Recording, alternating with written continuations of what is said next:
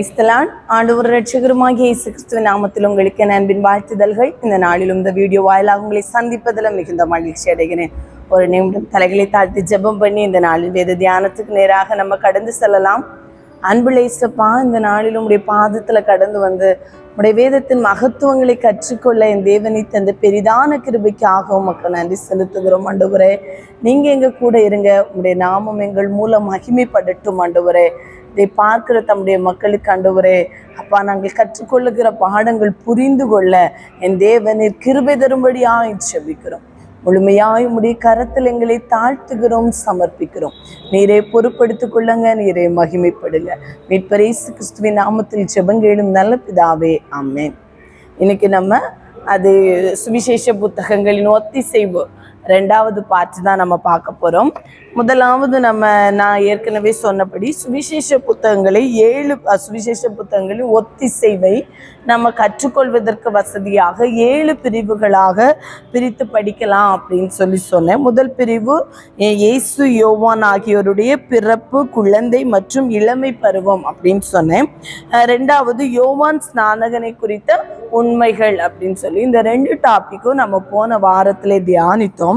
இந்த நாளிலே நம்ம இயேசு கிறிஸ்துவின் தொடக்க கால ஊழியமும் இயேசு கிறிஸ்துவின் கலிலேயா ஊழியம் அப்படின்னு சொல்லி பார்க்கலாம். இயேசு கிறிஸ்துவின் தொடக்க கால ஊழியம் 3வது டாபிக்கா. இயேசு கிறிஸ்துவின் தொடக்க கால ஊழியத்துல 12 நிகழ்வுகள் காணப்படுகிறது. இது நம்ம எல்லா சுவிசேஷ புத்தகங்களிலும் 4 சுவிசேஷ புத்தகங்களையும் ஒன்றாக இணைத்து கால வரிசைப்படி அதை நம்ம என்ன செய்கிறோம்னா தியானிக்கிறோம். அப்படி பார்க்கும்போது இயேசு கிறிஸ்துவின் தொடக்க கால ஊழியம் அப்படிங்கிறது 12 நிகழ்வுகளில் நம்ம பார்க்க முடியும். அதை முதலாவது நிகழ்வு என்ன அப்படின்னு பார்த்தோம்னா, இயேசு ஞானஸ்தானம் பெறுதல். யாரிடம் ஞானஸ்தானம் பெற்றார் என்பது நமக்கு தெரியும். யோவான் ஸ்நானத்துல ஞானஸ்தானம் பெறுகிறார். எந்த இடத்துல? யோர்தான் நதி, பெத்தப்பராங்கிற இடத்துல யோர்தான் நதியில என்ன செய்கிறார்? ஞானஸ்தானம் பெறுகிறார். இந்த இயேசு ஞானஸ்தானம் பெற்றது எவ்வளவு முக்கியம்னு பாருங்க. இந்த 4 சுவிசேஷ புத்தகங்களிலேயுமே ஆண்டவராகிய இயேசு கிறிஸ்து யோவான் ஸ்நானனால ஞானஸ்தானம் பெற்றார் என்பதை 4 சுவிசேஷகர்களும் எழுதி வைத்திருக்கிறார்கள். அப்போ ஆண்டவரும் தேவனுடைய நீதியை நிறைவேற்றினார். இப்படி எல்லா நீதியையும் நிறைவேற்றுவது நமக்கு ஏற்றதா இருக்கிறதுன்னு சொல்லி ஆண்டவராகிய இயேசு கிறிஸ்து சொன்னார். அப்போ கண்டிப்பாக மூழ்கி ஆண்டவர் யோர்தான் நதியிலே என்ன செய்தார்? மூழ்கி தான் ஞானஸ்தானம் எடுத்தார். திருமுழுக்கு தான் எனது ஞானஸ்தானம். அதை 4 சுவிசேஷ புத்தகங்களிலும் எழுதப்பட்டிருக்கிறது. மத்தேயு 3ஆம் அதிகாரம் 13 முதல் 17 வரை உள்ள வசனங்களிலும், மார்க்கு 1ஆம் அதிகாரம் 9 முதல் 11 வரை உள்ள வசனங்களிலும், லூக்கா 3ஆம் அதிகாரம் 21 முதல் 23 வரை உள்ள வசனங்களிலும், யோவான் 1ஆம் அதிகாரம் 29 முதல் 34 வரை உள்ள வசனங்களிலும் இதை நம்ம கண்டுகொள்ள முடியும். ஆண்டவராகிய இயேசு கிறிஸ்து திருமுழுக்கு யோவானாலே யோர்தான் நதியிலே ஞானஸ்தானம் பெற்றார் என்பது உண்மை, அது சத்தியம். அவர் தெளிப்பு ஞானஸ்தானம் எடுக்கவில்லை, அவர் மூழ்கிதான் ஞானஸ்தானம் எடுத்தார். யோர்தான் நதியிலே ஞானஸ்தானம் எடுத்தாங்க. அப்படிங்கும்போது அது எனது திருமுழுக்கு அப்படிங்கிறத நம்ம பார்க்க முடியும். ரெண்டாவதாக இயேசு சோதிக்கப்படுதல். ஆவியானவரால் வனாந்தரத்துக்கு கொண்டு போகப்பட்டு 40 நாள் சோதிக்கப்படுகிறார். ஆண்டவராகிய இயேசு கிறிஸ்துவை அந்த நடைபெற்ற இடம் என்ன அப்படின்னு பார்த்தோம்னா, அது வனாந்தரத்துல நடக்கிறது. எனது 4ஆம் அதிகாரம் மத்தேயு 4ஆம் அதிகாரம் 1 முதல் 11 வரை உள்ள வசனங்களிலும், மார்க்கு 1ஆம் அதிகாரம் 12, 13 வசனங்களிலும், லூக்கா 4ஆம் அதிகாரம் 1 முதல் 13 வரை உள்ள வசனங்களிலும். மார்க்கு அதை என்ன செய்தார்? ஷார்ட்டா சொல்லியிருப்பார். மார்க்கு எல்லா காரியங்களையும் ஷார்ட்டா சொல்றதுதான் அவருடைய வழக்கமாய் காணப்படுகிறது. மற்ற காரியங்கள் இதுல மத்தேயுவிலையும் லூக்காவிலையும் அதை தெளிவாக சொல்லியிருப்பார். மத்தேயு 4ஆம் அதிகாரம் 1 முதல் 11 வரை உள்ள வசனங்களிலும், லூக்காவிலையும் 4ஆம் அதிகாரம் 1 முதல் 13 வரை உள்ள வசனங்களும் ஆண்டவராய் இயேசு கிறிஸ்து என்ன செய்தாரு? சாத்தானால சோதிக்கப்படும்படி ஆவியானவராலே வனாந்தரத்துக்கு கொண்டு போகப்பட்டார். ஆவியானவரினாலே தான் வனாந்தரத்துக்கு கொண்டு போகப்பட்டார். அதை சாத்தானால் சோதிக்கப்படும்படியாக ஆண்டவராய் இயேசு கிறிஸ்துவை ஆவியானவர் கொண்டு போனார். அப்ப பிதாவாகிய தேவன் அதை அனுமதித்து அந்த சோதனையிலே ஆண்டவராகிய இயேசு கிறிஸ்து வசனத்தின் மூலம் ஜெயித்தார். இதை குறித்து நாம் ஏற்கனவே பார்த்திருக்கிறோம். ஆண்டவராகிய இயேசு கிறிஸ்து வசனத்தின் மூலம் என்ன செய்தார் என்றால் ஜெயித்ததை நம்ம பார்க்கிறோம். அதற்கு 40 நாள் வனாந்தரத்திலே அவர் சோதிக்கப்பட்டார் என்பதையும் நம்ம பார்க்கிறோம். 3வது பார்க்கும்போது முதலாம் சீடர்களை அழைத்தார்.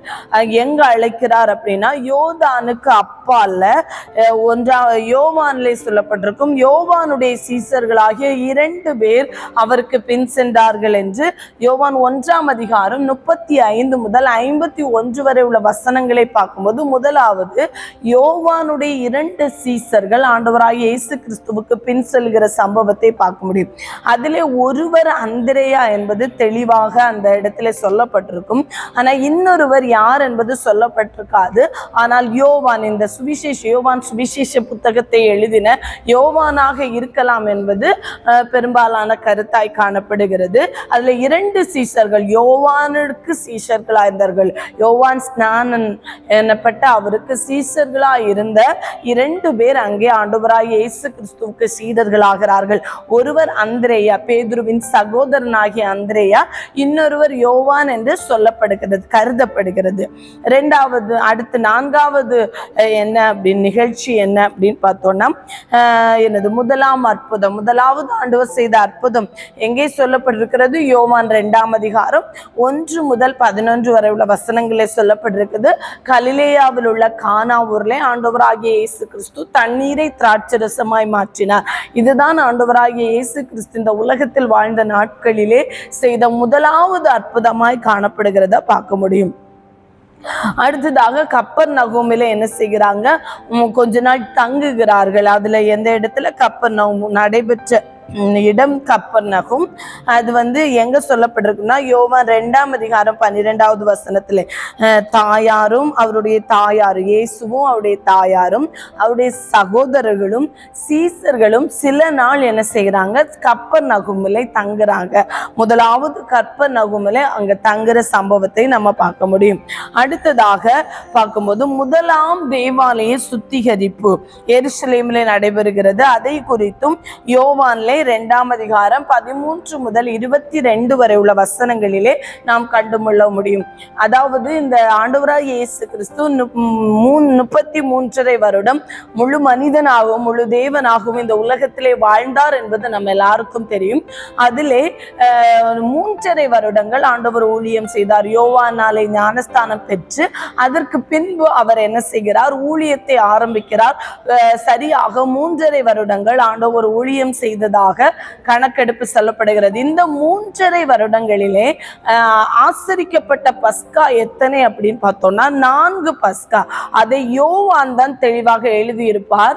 மற்ற சுவிசேஷ புத்தகங்களிலே தெளிவாக இருக்காது. 4 பஸ்காக்களை ஆண்டவர் என்ன செய்தார்? ஆசரித்தார். அதாவது இந்த 3.5 வருட ஊழிய காலங்களிலே அதுல முதலாவது பஸ்கா ஆசரிப்பு தான் இந்த இடத்துல. அதாவது முதலாவது ஆண்டவர் அங்கே போய் என்ன செய்கிறார்? தேவாலயத்தை சுத்திகரிக்கிறார். அங்கே காசுக்காரர்கள், புறாவிக்கிறவர்கள் எல்லாவற்றையும் துரத்தி விடுகிறாரே. அந்த முதலாவது நடைபெற்ற சம்பவத்தை நம்ம யோவான் எழுதின சுவிசேஷம் 2ஆம் அதிகாரம் 13 முதல் 22 வரை உள்ள வசனங்களே முதலாம் 2வது திரும்ப ஒரு ஆலயத்தை சுத்திகரிப்பார். அது கடைசி பஸ்கா ஆசரிப்புக்கு முன்பாக ஆலயத்தை போய் ஆண்டவர் சுத்திகரிப்பார். இது முதலாம் ஆலய சுத்திகரிப்பு. பஸ்கா முதலாவது பஸ்கா ஆசரிப்பும் இதுதான். அந்த சம்பவத்தை குறித்து நம்ம 2ஆம் அதிகாரம் 13 முதல் 22 வரை உள்ள வசனங்களிலே பார்க்க முடியும். அடுத்ததாக எருசலேமிலே ஜனங்கள் ஆண்டவர் செய்த அற்புதத்தை கண்டு அவர்களில் ஒரு சிலர் என்ன செய்வாங்க, ஆண்டவராய் இயேசு கிறிஸ்துவை ஏற்றுக்கொள்வார்கள். அதே யூதேயா, அந்த நடைபெற்ற இடம் யூதேயா.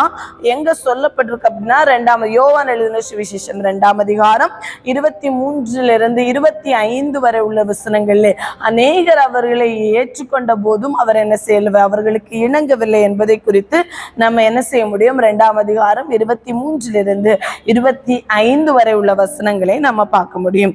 அடுத்ததாக 2ஆம் பிறப்பை பற்றி நிக்கோதேமுக்கு ஆண்டவர் போதிக்கிற சம்பவத்தை யூதேயா, அதுவும் யூதேயாவிலே வைத்து நடைபெறுகிறது. யோவான் 3ஆம் அதிகாரம் 1 முதல் 21 வரை உள்ள வசனங்களை அதை நாம் பார்க்க முடியும். 2ஆம் பிறப்பை குறித்து நிக்கோதேமுவுக்கு ஆண்டவர் என்ன செய்கிறார், போதிக்கிறார். அதாவது ஞானஸ்தானம் பெற்றுக்கொள்ள வேண்டும், மறுபடியும் பிறக்க வேண்டும் என்கிறதான ஒரு காரியத்தை நிக்கோதேமுவுக்கு, பரிசேயனாய் காணப்பட்ட நிக்கோதேமுவுக்கு ஆண்டவர் என்ன செய்கிறார், ஆண்டவர் போதிக்கிறாரே. அது 3ஆம் அதிகாரம் 1 முதல் 21 வரை உள்ள வசனங்களிலே சொல்லப்பட்டிருக்கிறதை நம்ம பார்க்க முடியும். அடுத்ததாக யோவானுடன் சேர்ந்து ஆண்டவர் என்ன செய்கிறார், ஊழியம் செய்கிறார் யூதேயாவிலே. அதிலே அதுவும் 3ஆம் அதிகாரம் 22 யோவான் ஸ்நானன் உடைய கேள்விகளுக்கு பதில் சொல்லி, கிறிஸ்துதானா என்கிறதான கேள்விகளுக்கு பதில் சொல்லி அந்த இடத்திலே ஆண்டவர் செய்கிற சம்பவத்தை அதுவும் யூதேயாவிலே வைத்து நடைபெறுகிறது. 3ஆம் அதிகாரம் 22 முதல், யோவான் எழுதின சுவிசேஷம் 3ஆம் அதிகாரம் 22 முதல் 30 வரை உள்ள வசனங்களிலே பார்க்கிறோம். திரும்ப ஆண்டவர் என்ன செய்கிறார், கலிலேயாவிற்கு செல்லுகிறார். இந்த கலிலேயாவுக்கு யோவான் காவலிலே வைக்கப்பட்டார் என்கிறதை அறிந்து ஆண்டவர் என்ன செய்கிறார், கலிலேயாவுக்கு செல்கிறதை பார்க்க முடியும். இதை 4 சுவிசேஷ புத்தகங்களிலும் எழுதி வைக்கப்பட்டிருக்கிறத நம்ம பார்க்க முடியும். 4ஆம் அதிகாரம் மத்தேயுவிலே 4ஆம் அதிகாரம் 12வது வசனத்திலையும், மார்க்கிலே 1ஆம் அதிகாரம் 14வது வசனத்திலையும், லூக்கா 4ஆம் அதிகாரம் 14வது வசனத்திலையும், யோவான் 4ஆம் அதிகாரம் 1 முதல் 14 வரை உள்ள வசனங்களிலும் நாம இந்த காரியத்தை என்ன செய்ய முடியும், கண்டுகொள்ள முடியும். அடுத்ததாக யாக்கோபின் கிணற்றடியிலே சமாரியா ஸ்திரியை சந்தித்து ஆண்டவர் பேசுகிறாரே. அது நடைபெற்ற இடம் சமாரியா. 4 யோவான் எழுதின சுவிசேஷம் 4ஆம் அதிகாரம் 5 முதல் 42 வரை உள்ள வசனங்களை அதை பார்க்க முடியும். கலிலேயாவிற்கு ஆண்டவர் போகிறது. கலிலேயாவிற்கு திரும்பி வருதல் குறித்து 1ஆம் அதிகாரம் மார்க் 1ஆம் அதிகாரம் 15வது வசனத்திலேயும், லூக்கா 4ஆம் அதிகாரம் 14வது வசனத்திலேயும், யோவான் 4ஆம் அதிகாரம் 43 முதல் 45 வரை உள்ள வசனங்களிலும் நாம கண்டுகொள்ள முடியும்.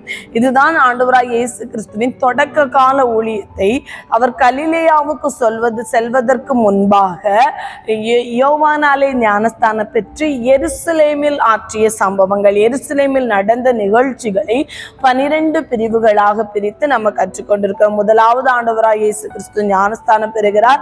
பின்பு வனாந்தரத்திலே சோதிக்கப்படுகிறார். அடுத்து யோவானுடைய 2 சீஷர்கள் அழைக்கப்படுகிறார்கள். முதலாம் அற்புதத்தை கலிலேயாவில் உள்ள கானா ஊரிலே செய்கிறார். அப்புறம் கப்பர்நகூமிலே சில நாள் தங்குகிறார். அதற்கு அப்புறம் முதலாவது தேவாலய சுத்திகரிப்பு, முதலாவது பஸ்கா ஆசரிக்கப்படுகிறது. அதிலே செய்த அற்புதங்களை கண்ட அநேகர் அந்த இடத்துல எருசலேமில் ஆண்டவராய் இயேசு கிறிஸ்துவை ஏற்றுக்கொள்கிறார்கள். அதற்கு பின்பு 2ஆம் பிறப்பை குறித்து நிக்கோதேமுவுக்கு ஆண்டவர் போதிக்கிறார். அப்புறம் யோவானுக்கு ஆண்டவர் என்ன செய்கிறார், உடன் சேர்ந்து ஊழியம் செய்கிறார். அடுத்து கலிலேயாவிற்கு செல்கிறார். கலிலேயாவுக்கு செல்லும் போது சமாரியா நாட்டின் வழியாய் கடந்து செல்லும் போது அங்கே கிணற்றண்டையிலே சமாரியா ஸ்திரியை சந்திக்கிறார். அதற்கு பின்பு கலிலேயாவுக்கு போகிறார். இதுதான் என்ன செய்ய முடியாது, 12 நிகழ்வுகளிலே ஆண்டவராய் இயேசு கிறிஸ்துவின் தொடக்க கால ஊழியமாய் காணப்படுகிறது. அடுத்ததாக 4வது மெயின் டாபிக் என்ன அப்படின்னு பார்த்தோம்னா, இயேசு கிறிஸ்துவின் கலிலேய ஊழியம். இந்த கலிலேயாவில் ஆண்டவரை இயேசு கிறிஸ்து செய்த ஊழியத்தின் நிகழ்ச்சிகளை நம்ம 55 நிகழ்வுகளாக பிரித்து படிக்கலாம். 55 நிகழ்வுகள் கலிலேயாவிலே ஆண்டவராய் இயேசு கிறிஸ்து ஆற்றிய ஊழியங்கள் காணப்படுகிறது. அதை எல்லாவற்றையும் இன்றைக்கு நாம கற்றுக்கொள்ள முடியாது. நமக்கு கொஞ்சம் புரிந்து கொள்வதற்கு வசதியாக கொஞ்சம் மட்டும் இன்னைக்கு பார்த்துட்டு மீதியுள்ள காரியங்களை அடுத்த வாரங்களிலே நம்ம பார்க்கலாம். இதை கொஞ்சம் தெளிவாக நாம் கற்றுக்கொள்ள வேண்டும் என்பதற்காக நம்ம ஒரு சில வாரங்கள் போனாலும் பரவாயில்ல, அது நம்ம நிதானமா இதை கற்றுக்கொள்ள ஆண்டவர் நமக்கு கிருபை தருவாராக. இதுல முதலாவது நிகழ்ச்சி என்ன அப்படின்னு பார்த்தோம்னா, ராஜாவினுடைய மனிதனுடைய மகன் குணமாக்கப்படுகிறத, ராஜாவின் மனிதனுடைய மகன் குணமாக்கப்படுகிறத நடைபெற்ற இடம் இது கானாதுல நடைபெறுகிறது. யோவான் எழுதின சுவிசேஷம் 4ஆம் அதிகாரம் 46 முதல் 54 வரை உள்ள வசனங்களே சொல்லப்படுகிறதை பார்க்க முடியும். அடுத்ததாக நாசரேத்துல புறக்கணிக்கப்படுகிறத பார்க்க முடியும்.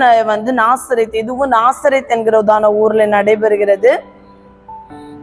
4ஆம் அதிகாரம் லூக்கா எழுதின சுவிசேஷம் 4ஆம் அதிகாரம் 16 முதல் 36 வரை உள்ள வசனங்களே தேவாலயத்திலே ஆண்டவராய் இயேசு கிறிஸ்து போய் ஏசாயா தீர்க்கதரிசி எழுதின வாசகங்களை வாசித்து விட்டு சொல்லுவாரே, எனது யாரும், அதாவது தீர்க்கதரிசி ஒருவன் தன்னுடைய சொந்த நாட்டில் ஏற்றுக்கொள்ளப்பட மாட்டான் என்கிறதான சம்பவம் இந்த இடத்துல சொல்லப்படுகிறதை நாம பார்க்க முடியும். அடுத்ததாக கப்பர்நகூமிற்கு வருகிறார். கப்பர்நகூமிலே இதுவும் நடைபெற்ற இடம் கப்பர்நகூம். அது மத்தேயு எழுதின சுவிசேஷம் 4ஆம் அதிகாரம் 13 முதல் 17 வரை உள்ள வசனங்களே பார்க்க முடியும். என்ன நடக்கிறது? முதலாவது கானா ஊர்லே ராஜாவினுடைய மகன் குணமாக்கப்படுகிறார். அந்த இடத்துல சொல்லப்படுகிற ஆண்டவர் முதலாம் அற்புதம் செய்த கானா ஊருக்கு வந்தார். அங்கே எனது ராஜாவின் மனிதனுடைய மகன் உடல்நிலை சரியில்லாமல் இருக்கும்போது அங்கே ஆண்டவர் அவரை குணப்படுத்துகிறார். திரும்ப நாசரேத்துல என தேவாலயத்துல ஏசாயா தீர்க்கதரிசன புத்தகத்தை வாசிக்கிறார். அங்கு ஆண்டவர் நாசரேத்திலிருந்து புறக்கணிக்கப்படுகிறதை பார்க்க முடியும். அடுத்ததாக கப்பர்நகூமிற்கு செல்கிறார். அங்க அது நம்ம 4ஆம் அதிகாரம் மத்தேயு எழுதின சுவிசேஷம் 4ஆம் அதிகாரம் 13 முதல் 17 வரை உள்ள வசனங்களை பார்க்க முடியும். அடுத்ததாக 4 சீஷர்கள் ஆண்டவராய் இயேசு கிறிஸ்துவை பின்பற்றுகிறார்கள். அது எங்கே வைத்து நடைபெறுகிறது? கலிலேயா கடலிலே வைத்து நடைபெறுகிறதை பார்க்க முடியும். 4 சீஷர்கள் ஆண்டவராய் இயேசு கிறிஸ்துவை என்ன செய்கிறாங்க? பின்பற்றுகிறார்கள். அது யாரெல்லாம் என்றால் பேதுரு, அந்திரேயா, யாக்கோபு, யோவான். பேதுரு, அந்திரேயா, யாக்கோபு, யோவான். முதலாவதே அந்திரேயாவும் யோவானும் யோவானுடைய சீஷர்களாயிருந்தார்கள். அவர்களை ஆண்டவர் அழைத்தார். பின்பு அவர்கள் என்ன செய்கிறார்? கலிலேயா கடலிலே மீன் பிடித்துக் கொண்டிருக்கும் போது அவருடைய வலைகளை எல்லாவற்றையும் விட்டுவிட்டு ஆண்டவராய் இயேசு கிறிஸ்துவுக்கு பின் செல்கிறார்கள்.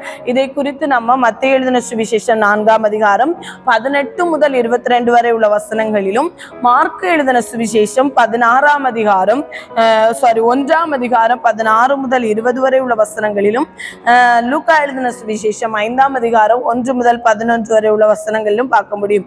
4 சீஷர்கள் ஆண்டவராகிய இயேசு கிறிஸ்துவை பின்பற்றுகிறார்கள். யாரெல்லாம் என்றால் பேதுரு, அந்திரேயா, யாக்கோபு, யோவான் ஆகிய 4 சீஷர்களும் எங்க கலிலேயா கடல்லை வைத்து இந்த சம்பவம் நடைபெறுகிறது.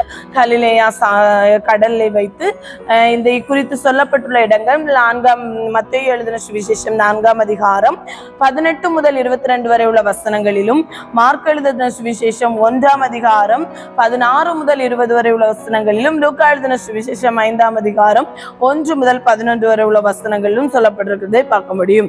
அடுத்ததாக ஓய்வு நாளில் பிசாசு பிடித்தவனை ஆண்டவர் குணப்படுத்துகிற சம்பவம் எங்க வைத்து நடைபெறுகிறது என்றால் கப்பர்நகூமில் வைத்து நடைபெறுகிறது. அதை மார்க்கு 1ஆம் அதிகாரம் 21 முதல் 28 வரை உள்ள வசனங்களிலும், லூக்கா 4ஆம் அதிகாரம் 31 முதல் 37 வரை உள்ள வசனங்களிலும் நாம பார்க்க முடியும். அடுத்ததாக பேதுருவின் மாமியும் மற்றவர்களும் சுகம் அடைகிற சம்பவம் இது கப்பர்நகூமிலே வைத்து நடைபெறுகிறது. ஓய்வு நாளில் பிசாசு பிடித்தவன் குணமாக்கப்படுதலும் கப்பர்நகூமிலே வைத்து தான் நடைபெறுகிறது.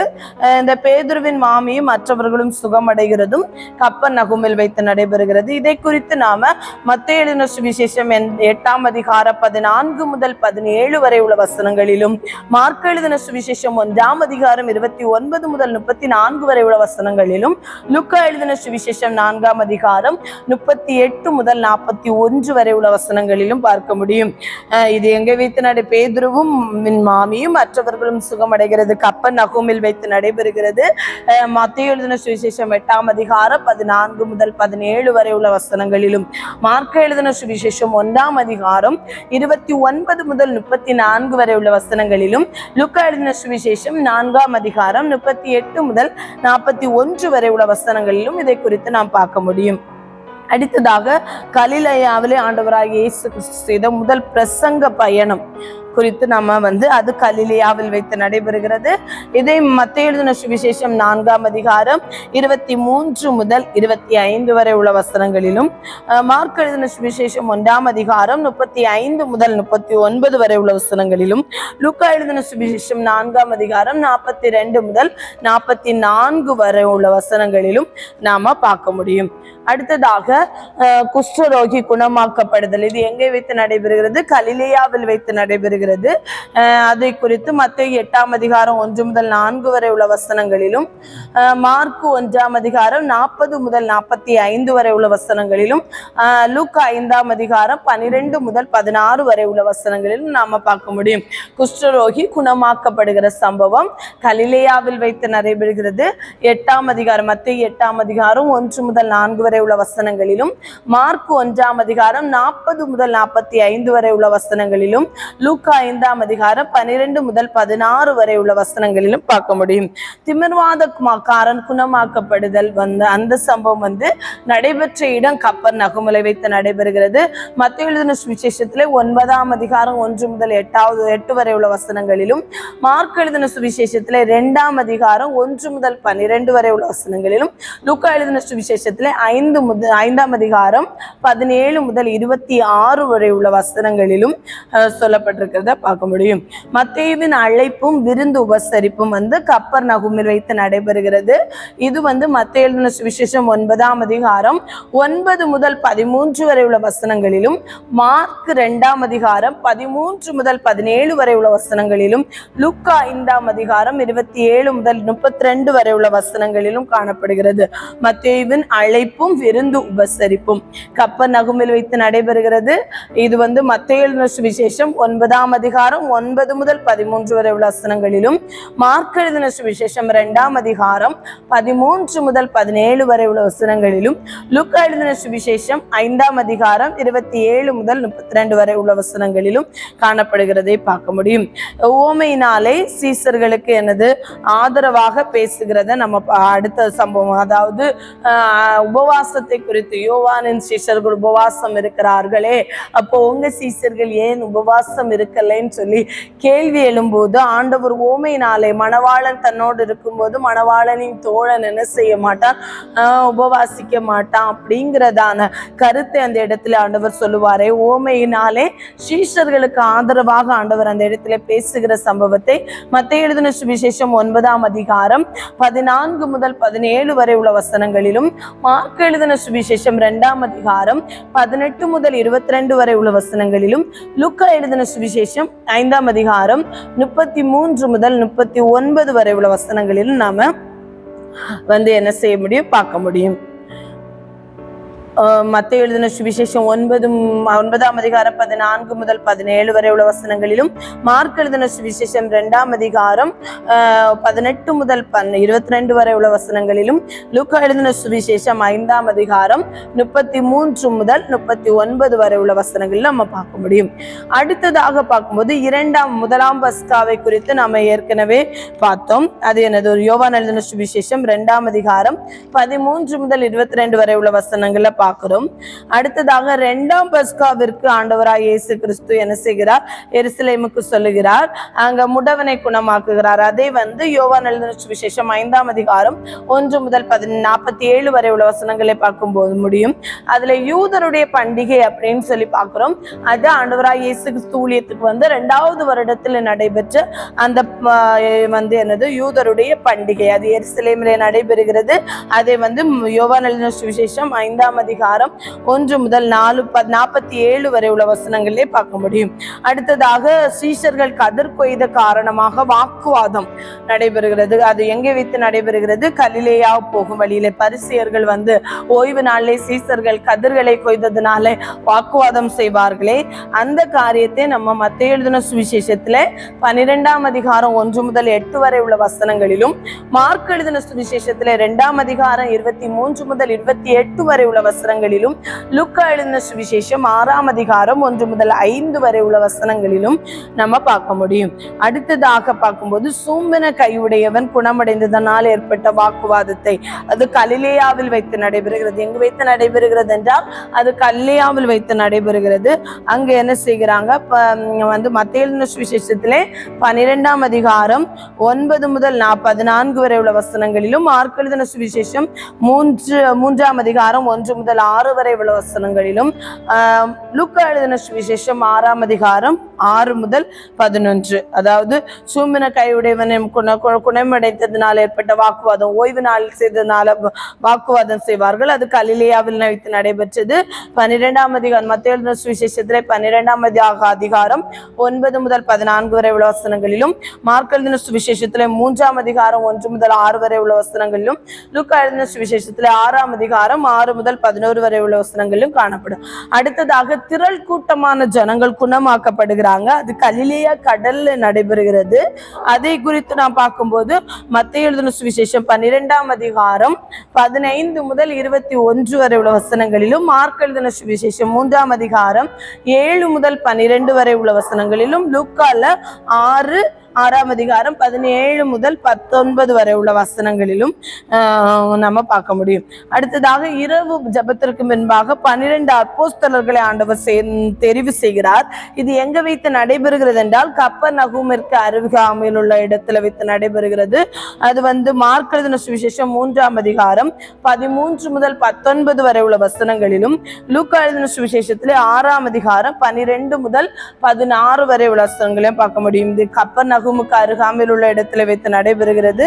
மார்க் எழுதின சுவிசேஷத்திலே 3ஆம் அதிகாரம் 13 முதல் 19 வரை உள்ள வசனங்களிலும், 6ஆம் அதிகாரத்திலே 12 முதல் 16 வரை உள்ள லூக்கால 6ஆம் அதிகாரம் 12 இருந்து 16 வரை உள்ள வசனங்களே 12 அப்போஸ்தலர் இரவு ஜெபம் பண்ணி அதற்கு பின்பு ஆண்டவர் 12 அப்போஸ்தலர்களை தேர்வு செய்கிறத பார்க்க முடியும். அடுத்த நிகழ்ச்சி என்ன அப்படின்னு பார்த்தோம்னா மலை பிரசங்கம். மலை பிரசங்கம் மத்தேயுல முன்னதாகவே சொல்லப்பட்டிருக்கும். ஆனா இந்த சம்பவங்களுக்கு பின்புதான் இந்த மலை பிரசங்கம் நடைபெற்றதாக கால வரிசைப்படி சொல்லுகிறாங்க. கப்பர்நகூமிற்கு அருகில வைத்து நடைபெற்றது. மத்தேயுவிலையும் லூக்காவிலையும் இதை குறித்து சொல்லப்பட்டிருக்கும் மலை பிரசங்கம். அதிலே மத்தேயுவிலே 5ஆம் அதிகாரம் 1வது வசனத்திலிருந்து 7ஆம் அதிகாரம் 29 வசனம் உள்ள வரைக்கும் 5, 6, 7 3 அதிகாரங்களிலும் ஆண்டவராய் இயேசு கிறிஸ்து கப்பர்நகூமிற்கு அருகில் மேல் உள்ள ஒரு மலையில் வைத்து செய்த மலை பிரசங்கம் சொல்லப்பட்டிருக்கும். லூக்கா எழுதின சுவிசேஷத்திலே 6ஆம் அதிகாரம் 20 49 வரை உள்ள வசனங்களை ஷார்ட்டா சொல்லப்பட்டிருக்கிறத பார்க்க முடியும். அடுத்ததாக நூற்றுக்கு அதிபதியின் வேலைக்காரன் குணமாக்கப்படுதல், அது கப்பர்நகூமில வைத்து நடைபெறுகிறது. மத்தேயுவில 8ஆம் அதிகாரம் 5 முதல் 13 வரை உள்ள வசனங்களே சொல்லப்பட்டிருக்கும். லூக்காவில 7ஆம் அதிகாரம் 1 முதல் 10 வரை உள்ள வசனங்களே சொல்லப்பட்டிருக்கும். அடுத்ததாக விதவையின் மகன் உயிரோடு எழுப்பப்படுதல், அந்த இடம் அது நாயின் ஊர். விதவையின் மகன் அந்த நடைபெற்ற இடம் நாயின் என்கிறதான ஊர். அதுதான் நாயின் ஊர் விதவையின் மகன் நம்ம சொல்லி பார்ப்போம்.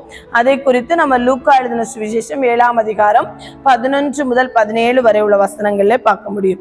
அடுத்ததாக இயேசு யோவானின் சந்தேகங்களை தீர்த்து வைக்கிறாரு. வருகிறவர் நீதானா, வேறொருவர் காத்திருக்க வேண்டுமான்னு சொல்லி யோவான் காவலிலே இருந்து ஆண்டவராய் இயேசு கிறிஸ்துவை கேட்கும் போது அது கலிலேயாவில் நடைபெறுகிறது. அதற்கான விளக்கத்தை ஆண்டவர் சொல்லுவாரே. அதை குறித்து நம்ம மத்தேயு எழுதின சுவிசேஷம் 11ஆம் அதிகாரம் 2 முதல் 19 வரை உள்ள வசனங்களிலும், லூக்கா எழுதின சுவிசேஷம் 7ஆம் அதிகாரம் 18 முதல் 35 வரை உள்ள வசனங்களிலும் நம்ம பார்க்க முடியும். ஆண்டவராய் இயேசு கிறிஸ்துவின் கலிலேயா ஊழியம் மட்டுமே 55 நிகழ்வுகள் காணப்படுகிறது. அதுல நம்ம இன்றைக்கு 20 நிகழ்வுகள் பார்த்திருக்கோம். அடுத்த வாரத்துல தொடர்ந்து இருக்கிற காரியங்களை பார்க்கலாம். இன்றைக்கு நம்ம இயேசு கிறிஸ்துவின் தொடக்க கால ஊழியத்தை 12 நிகழ்வுகளாக பிரிச்சு பார்த்தோம். அடுத்ததாக இயேசுவின் கலிலேயா ஊழியத்துல 55 நிகழ்வுகள் நிகழ்வுகள்ல 20 நிகழ்வுகளை இன்றைக்கு நம்ம பார்த்திருக்கோம். தொடர்ந்துள்ள காரியங்களை அடுத்த வாரத்துல பார்க்கலாம். கண்களை மூடி ஜெபிக்கலாம். அன்புள்ள இயேசப்பா, இந்த நாளில் உம்முடைய பாதத்துல கடந்து வந்து உம்முடைய வேதத்தின் மகத்துவங்களை கற்றுக்கொள்ள உதவி செய்தீரே, அதற்காக நன்றி ஆண்டவரே.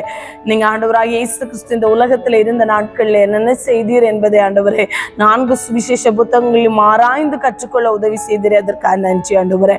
இதை நாங்கள் கற்றுக்கொள்வது எங்களுக்கு பிரயோஜனமா இருக்கட்டும். இதை பார்க்கிற தம்முடைய மக்கள் இதை ஆசீர்வதிக்கப்படட்டும் ஆண்டவரே. நீரே பொறுப்படுத்திக் கொள்ளுங்க, நீரே மகிமைப்படுங்க. மீட்பர் இயேசு கிறிஸ்துவின் நாமத்தில் ஜெபங்கேடும் நல்ல பிதாவே, ஆமென். தேங்க்யூ.